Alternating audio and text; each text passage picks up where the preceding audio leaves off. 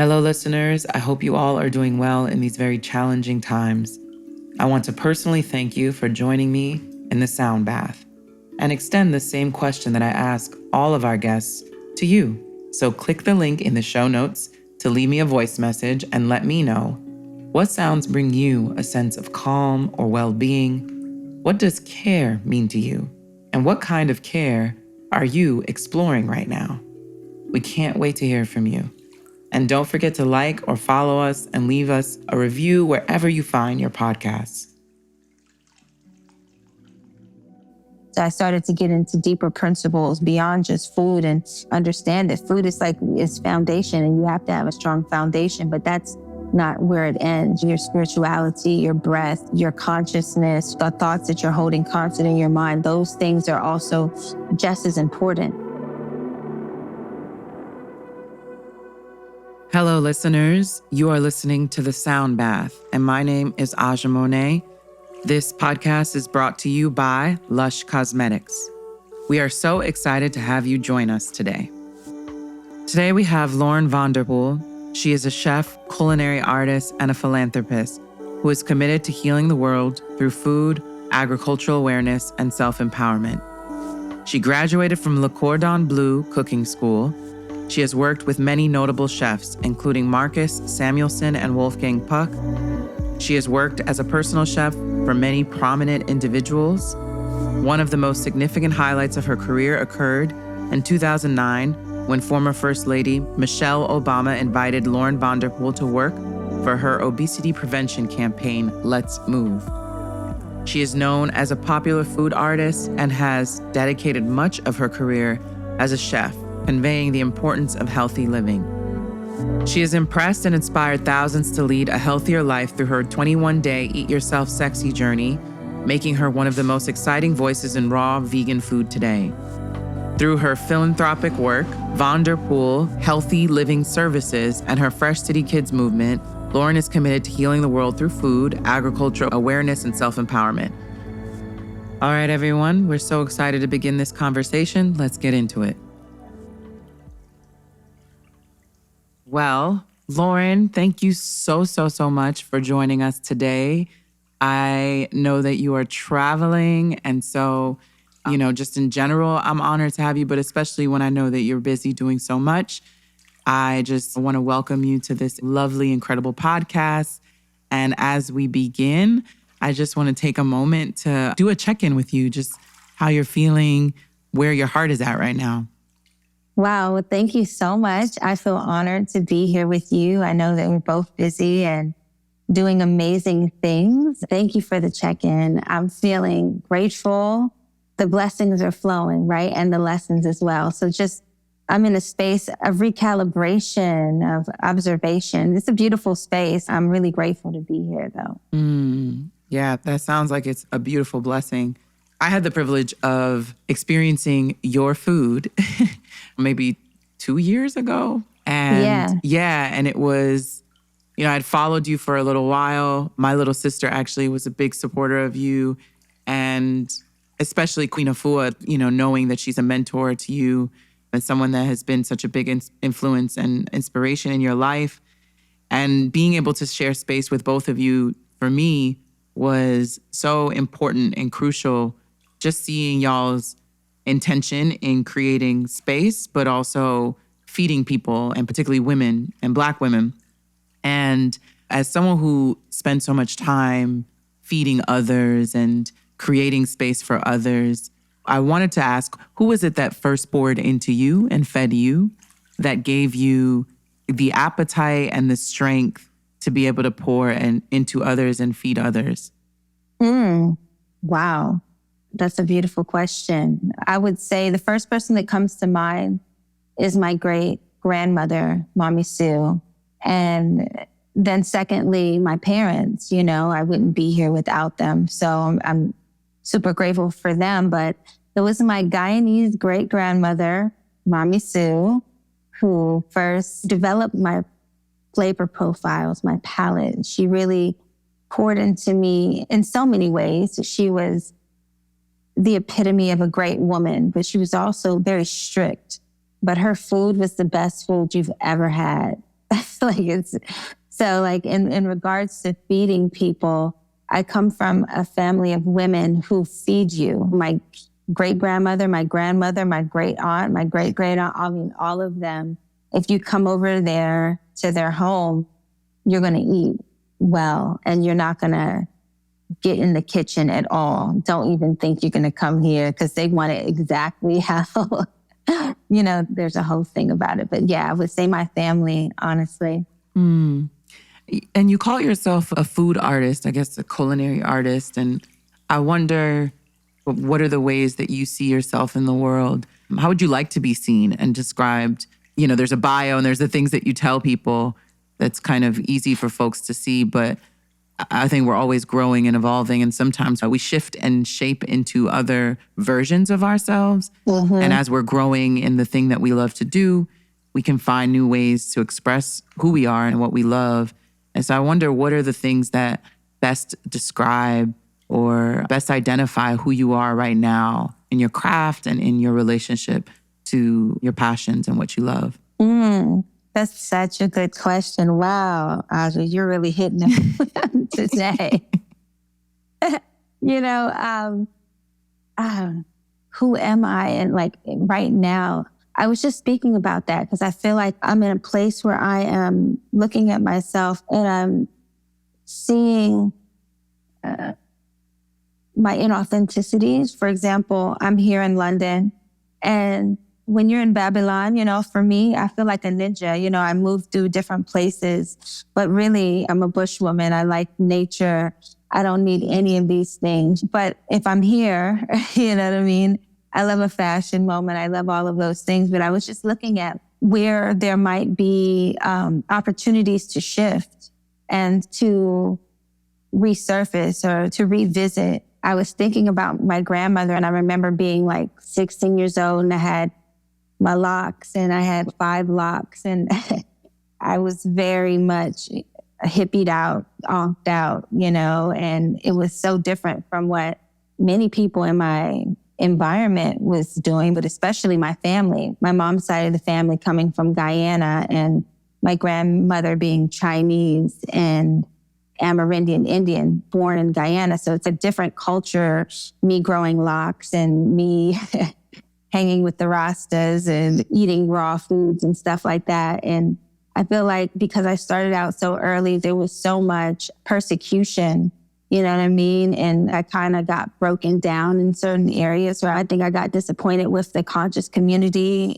coming in as just a young, bright-eyed teenager and reaching towards consciousness and being disappointed in what was really there beyond the outfits and the clothes, the look of consciousness. So I figured, you know what? I'll be the sheep in wolf's clothing, so to speak. You know what I mean? I'll blend a bit differently from how I was initially with my 5 locks and every color in the rainbow and carrying my gallon of water and my fruit, which is still intrinsically who I am. But I'm at this stage where I'm stripping back the layers like an onion or like the lotus, and as those layers fall, I'm in the space of allowing what needs to surface and really embracing and leaning into the growth. So anyway, I hope that answers your question.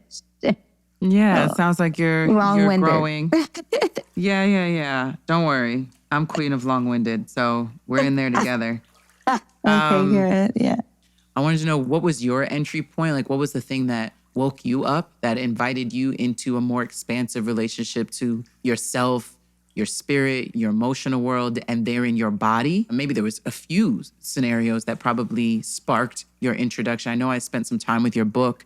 You talked about a very violent incident that took place with you. I'm sure that there are other incidences, but what was the thing that woke you up and invited you into a more deeper conscious relationship with yourself and therein the things you put into your body? Yeah. Well, coming from a food desert, coming from a home where there at some points were 5 people in one room, where there was just extreme poverty and drugs everywhere and all of those things. The environment caused me to harden and caused me to, I was a little girl. I was scared. I was in pain. It was terrible. But I chose to be a fighter. And that was something that got me in trouble, definitely. But I was stabbed in my head and it knocked some sense into me, that's for sure. And it made me look at my environment differently. It made me see that I was in a food desert, that I was in the murder, like a war zone. I was coping with it so much that it was almost like it was normal. But then when I stepped out of it, I realized this is not normal. This is not it. There is something else. And to be honest, I didn't try to change. I really do believe that God just shifted me. I stopped going outside and hanging out with the people I was hanging out with. I just stayed in, and I was a lifeguard at the time. So I was just doing that, and it was for old people. Honestly, it was a spa where old people swim. So I just read most of the time. And I was reading this book called The Prophet by Khalil Gibran. And that was a good opening for me. It just was like, wow, it's like 16 reading Khalil Gibran. I was feeling deep as shit, you know? And then, you know, like I started listening and started to obey what I was hearing. So if this voice told me to get on the bus, I'd get on the bus. If it would say, get off the bus, I was listening to my intuition. I found it. I started to hone in on it, and it led me to Queen Afua's book. And this is happening all in the span of like from October to the end of the summer. It was miraculous how it happened. You know, I still am so grateful and really can't believe all of these blessings and miracles that have happened in my life. Even the fact that I'm having this conversation with you, that it would lead me all here, is quite profound. So yeah, sometimes jolting things are necessary. God knows what will do the job. And so that kind of helped to shift me knowingly and unknowingly. Yeah. I think that there is sometimes these drastic, I want to say heartbreaks or losses or violent experiences that really jolt us into awakening. And sadly, it takes those moments. And then in that moment of awakening, one becomes hungry and seeking and searching for something to fill or to offer another a way out or an outlet into another way of seeing or another way of being in the world. And it looks like once you sought, the things that you were seeking started to find you in these really profound pieces of literature. And reading them and being open to them then allows you to start to take these steps in your life that choose a different way. And so I wanted to ask you, now that you've grown and you've been able to accomplish and share so much of yourself with the world and teach people about what it means to be a vegan chef, a vegan food artist. This is a very specific relationship to food, but I wanted to know a little bit about what your relationship is to being a vegan, how you came to understand your relationship to veganism. Is it just a matter of you wanting to feel healthy in food, or do you see it as something that's taking a stand against a sort of way of being or an industry in the world? Do you see it as a very conscious political choice? What is your relationship to being a vegan, especially now? You know, the word vegan is, I want to come up with a different one. It's kind of annoying me at this point. Yeah. But I hear that. It's revolutionary and in the most peaceful, nonviolent way, in my opinion. But I came into it because after reading the Queen Afua's book, Heal Thyself, the light bulb went off and I decided to be a raw foodist. I didn't go to just having your regular stuff. That wasn't good enough for me. I wanted to go straight raw food. So I overnight became a raw foodist. And it was so powerful on so many different levels, because not only did I change myself, but my cells, right? The cells in my body transformed. And then I began to attract differently. My energy shifted. And so my point of attraction was also different. So it shifted my manifestation. It shifted how I felt. And so I was looking at it from more of a spiritual, metaphysical level, right? But of course, I think about what's happening to animals, right? It's not like how back in the day, like I am a naturalist. I'm a person who is about living off the earth, living in the earth, right? And that's what I'm reaching to. So I think that even the way our ancestors handled the, animals and sacrificing them and eating them and maybe using them for, it wasn't as bad as what's happening here. Like white people are treating these animals like they treated us. The same slave system, the same thing. It's just a commodity. There's no love, no heart. It's terrible. It's disgusting, to be brutally honest. But for me, because I'm coming out of already, a turbulent environment, I didn't want to focus too much on the negativity that was going on in the world. I knew it was there. I was coming from it, So I decided to shift my attention and focus on the positives and like, okay, I'm eating my raw foods. I'm going to meditate. I'm going to focus on canceling out the negativity by focusing my attention on the solution and all of the positive things that I could do. Because I really feel like there's a lot of vegans out there that are, quite frankly, abrasive and self-righteous and annoying.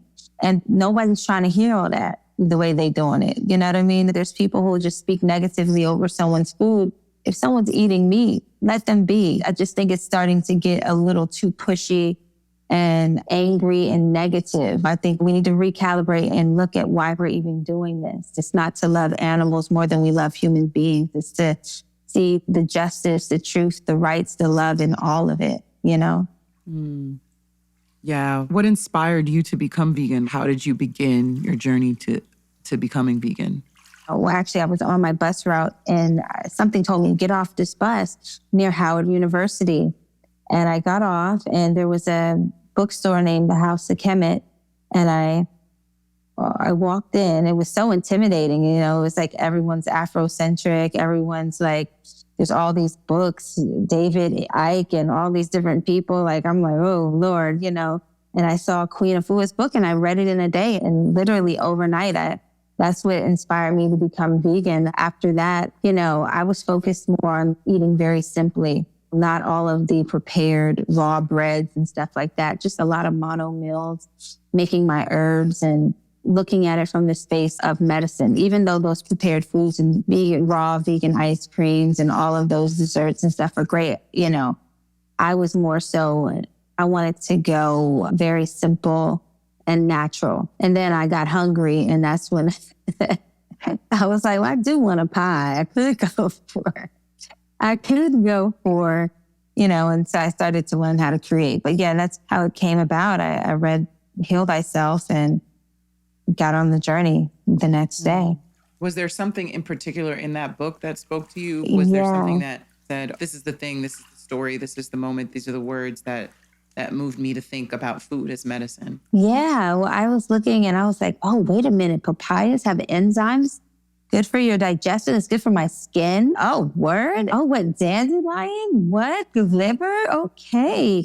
Red raspberry. Come on, tone up the uterus. Like, I was just like, what? This is real?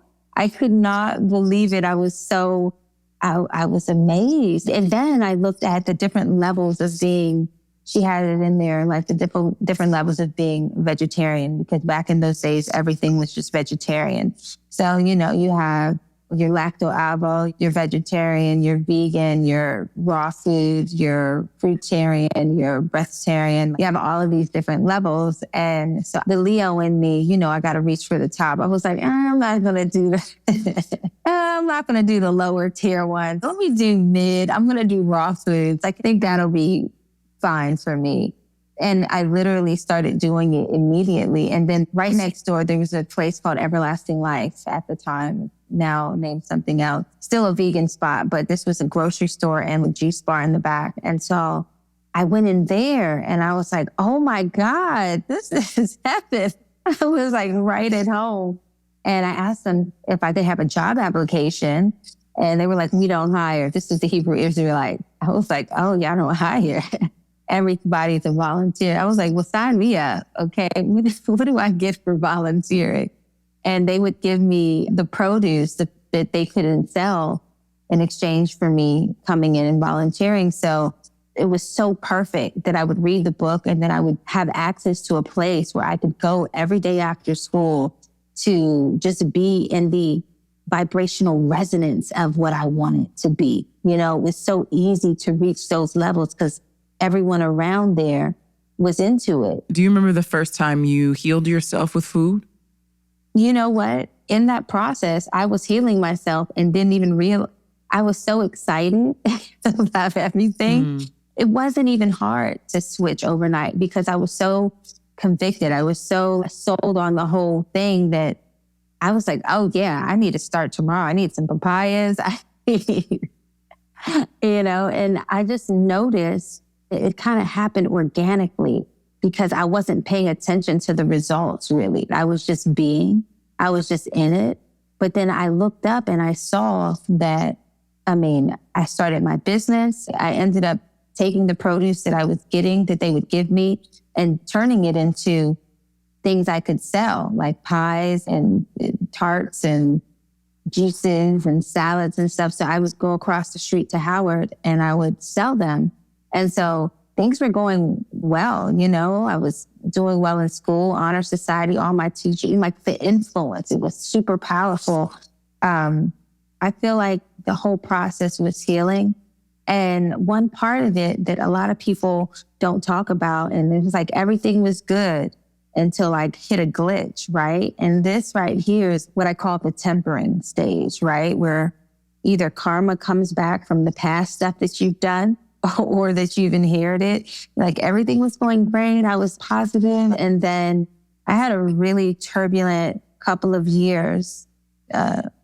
Those were some of the most impactful times of my life, and I had to learn how to reach for new tools, not just food. Food was one level. Food was foundational.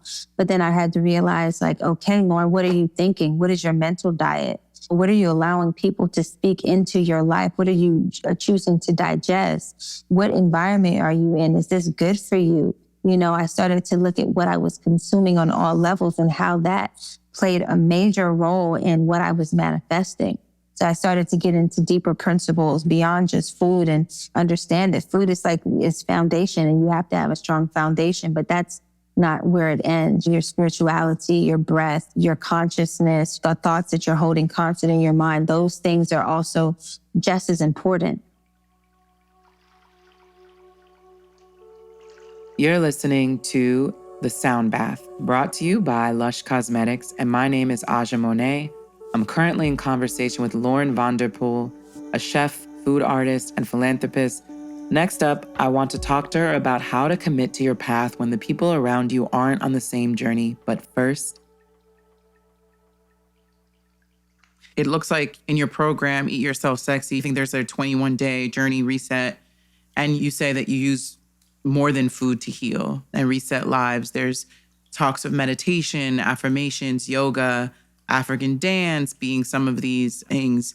I was wondering, do you have a practice that you commit to daily? What is part of your relationship to your wellness right now that continues to keep you not just certain and committed and consistent with your relationship to food, but also in your relationship to yourself? What promises do you keep to yourself that allow you to remain consistent in your relationship to your body? Thank you. Gratitude is one of the first things, before I open my eyes, just giving thanks for the presence, for still being where I am and the opportunity to evolve and to grow and to be. So I would say that would be the first thing. And then, of course, in the morning, what's on autopilot is my room temperature or hot water with lime and my green juices and all of the nutrients that I feel called to, right? And also the listening, listening to what my body needs. Sometimes I come out of the autopilot and I allow myself to flow and listen to what my body wants to do. Because it's so easy to be like, okay, this is easy. You know what I mean? Once you get on a certain rhythm. But then I do like to break it up and listen and allow myself to flow and to be, because for me, I can be a little bit strict and hard on myself. And I'll wake up at sunrise, even if I didn't sleep much the night before. And I've just been being kind to myself, listening to what my body needs. But the main things are making sure that I'm getting nutrients in my body in the morning, that I'm taking the time to do some breath work and meditation, centering and giving thanks and really being open enough to receive the downloads and pushing past my comfort zones and taking hard looks at myself. But then also, again, the balance of it is, you know, not always being so strict, to give myself grace and to have some enjoyment every now and again, you know, having that balance. Yeah. Thank you. I also was wondering, you know, because I was in a household with my former partner and his brother, and they were meat eaters, heavy. It was just a lot. And it would be hard to really not so much try to preach to them what they should be eating, even though I love them and I wanted them to eat better, but to even sometimes stay committed in my own path when I have other people trying to push me into eating more like them. You know, that can be difficult because I'm thinking about the people who live in households where everybody else eats meat and eats all the things that are unhealthy. How do you remain steadfast? What offerings could we give to listeners who are struggling to commit to their own path in spite of the journey of other people who may interfere or may not support their own path? Yeah. Find your big why. What's your reason? Let your why be big enough to carry it. You know, for me, I mean, I knew that that wasn't the way. And my why was big enough because I got knocked up the head hard enough, you know? So that was one of the reasons why God told me, you either go this way or we don't really need you, right? So I was like, I'm gonna go ahead and go this way and I'm gonna be a good girl. But for one, that's why I have the Eat Yourself Sexy journey, because the Eat Yourself Sexy journey is a community of people who hold you accountable, right? In the journey, you get an accountability partner or you join an accountability group.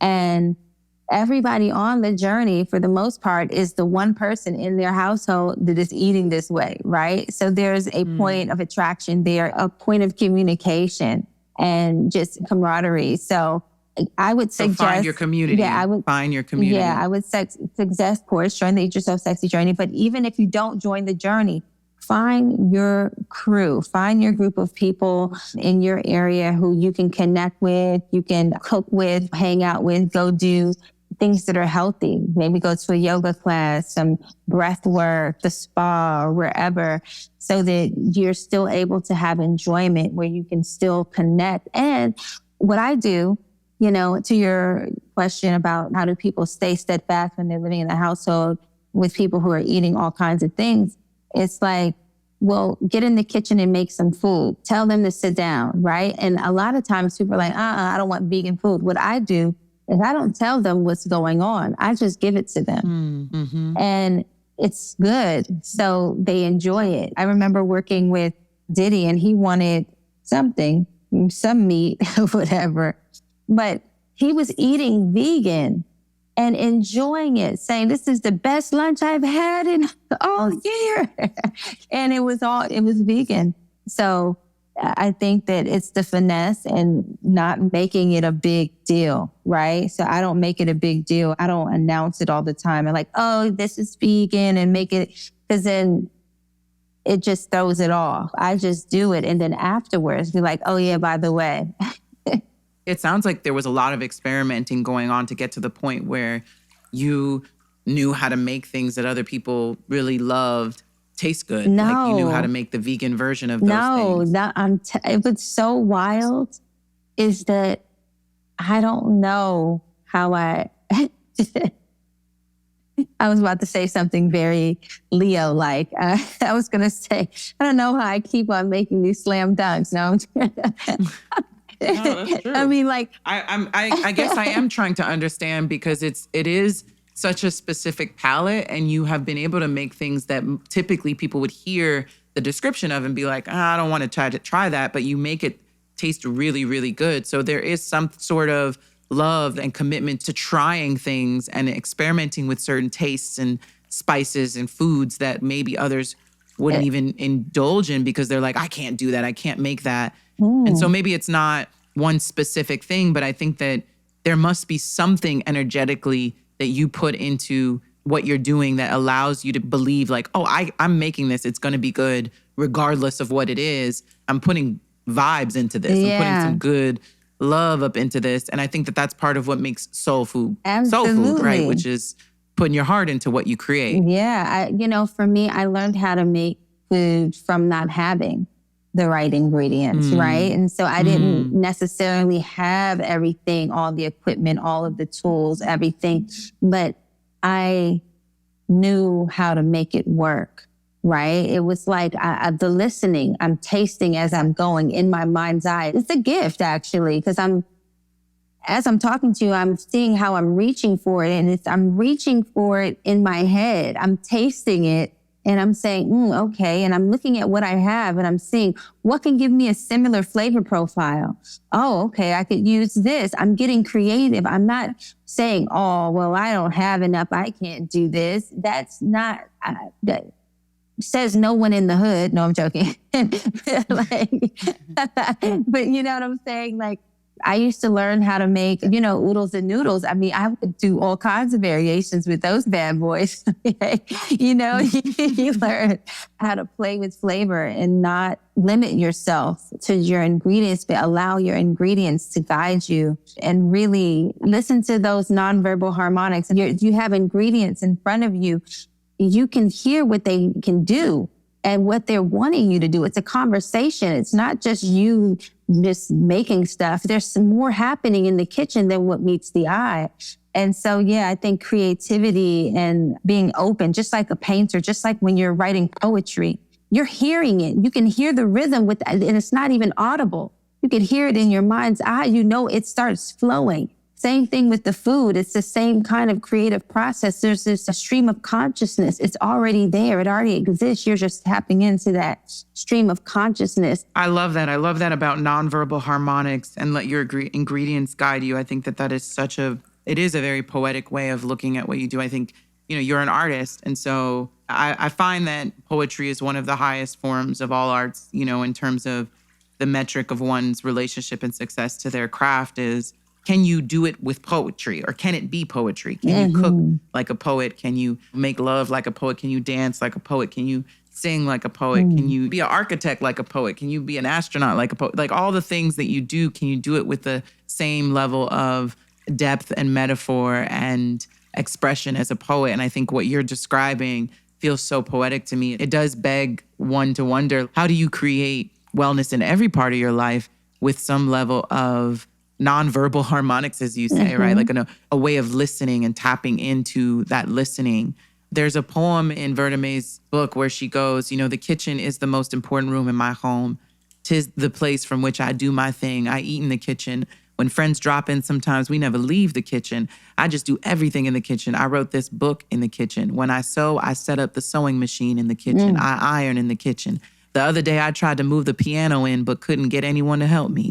The children do their homework in the kitchen. Sometimes there is so much happening in the kitchen that I can't get to the stove to cook, and we have to call Chicken Delight. And so she's talking about the kitchen and the power of the kitchen, and I think about the kitchen as a meeting place for so many people, Black people particularly, but definitely Black women. And when we had to, weather the atrocity and the terror of slavery, eating and the time to eat was one of the few times we could gather and be on one accord with one another. And so the kitchen serves a very specific space. It conjures a very specific thing, I think, in all communities, in all countries and societies and cultures. But I wanted to ask you about your kitchen. What is very important for you to have in your kitchen? What does your kitchen feel like? And why should we all take our kitchens a bit more seriously? Wow. Well, I'll say that my ideal kitchen is like indoor, outdoor, and it's connected to my room. And it's an open fire pit moment. And I love cooking on fire. And I love cooking with the sun. I think that a couple essential things that I need in the kitchen is definitely real fire. No electric ding. You know what I'm saying? I need real fire. And then, this is just me going into my ideal. I always wanted a walk-in refrigerator in my home kitchen. You typically see that at restaurants. I'm like, I need a walk-in refrigerator in my at-home kitchen because I have so much stuff, and for me, cooking is playing. It's my art. It's just like an artist needing all of their brushes and all of their equipment, their canvases and everything to create a piece. But yeah, also great plates. That's a huge thing for me. I need to always have great plates or even wood, like cool things to plate on. It doesn't necessarily even have to be a plate. It could be a canvas, a piece of wood. It could be an easel. Some surface. Some type of really cool surface. But I like to say that I think the mark of a great chef is being able to work with bare minimum. You should be able to get it popping with a butter knife if you have to. But yeah, I think that my favorite things in the kitchen, if I'm not doing raw food, is the fire, the fire and water element. Those are two essentials that must be there. Yeah. Okay, cool. Well, I hope to the listeners that you can take your kitchen more seriously and think about the ways that you can play with how you create your meals and how you show and demonstrate and express those meals for those you love. It's really beautiful to think about ingredients guiding you, and rather than you being the person guiding the food and really controlling what's being made. I do want to say that, yes, listening to the ingredients, but also we also have to look at the deliberate creation at play, right? So if we're looking to heal ourselves, and I would always say to have a apothecary in your kitchen, have your herbs in your kitchen, your medicine, because oftentimes, especially if you're in America, the food quality is so low because the soil is so upset. The soil has no nutrients, right? They're actually planting vegetables on nuclear waste. It's the worst thing you could do. So if you're in America, you want to make sure that you're replenishing with herbs, roots, things that are going to give you minerals that are going to carry oxygen to your cells. I would say to do your best to have a little apothecary as big as you can, where you have your basics like burdock root, dandelion root, your sea moss, your bladderwrack, your elderberries, your mints, your lemon balms, like certain things that are going to be good as emergencies, but also as your daily. You can put them in all of your different foods, your teas, your sauces, your soups, slip that medicine in as much as possible to heighten the nutrition. Yeah, that sounds great. Thank you so much for all of that incredible information. Yeah. I definitely hope that folks are listening and thinking more deeply about what they're cooking, what they're making, what they're creating, but also their apothecary. What herbs do you have in your home? Do you have any herbs? Do you plant any herbs? You can plant some herbs. So yeah, those are things that I hope folks are really looking into and creating more space for in their homes. And then the last thing I want to ask you is about sounds. I'm sure that, as an artist, you have an appreciation for other art forms, and sound is a really important one. And so I wanted to know what sounds bring you comfort while you're cooking, while you're creating, while you're manifesting. What are sounds that make you feel whole and well and fed and nourished? Wow, you're just really asking all the best questions. So fire, the sound of fire crackling is like one of my favorite sounds. Fire and water, those are two of my favorite, but the sound of my son's heartbeat is also a beautiful sound. But yeah, water and fire. Nice. Yes. Okay, that was great. Thank you. Thank you so much for your answers and your time. Anything else you would like to share or leave us with before we close out?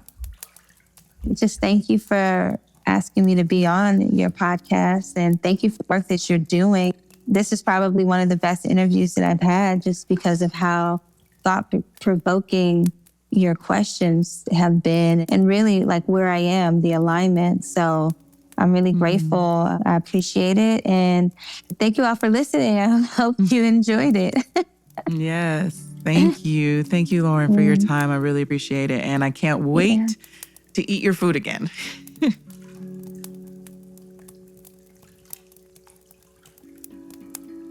Thank you so much to the listeners for listening.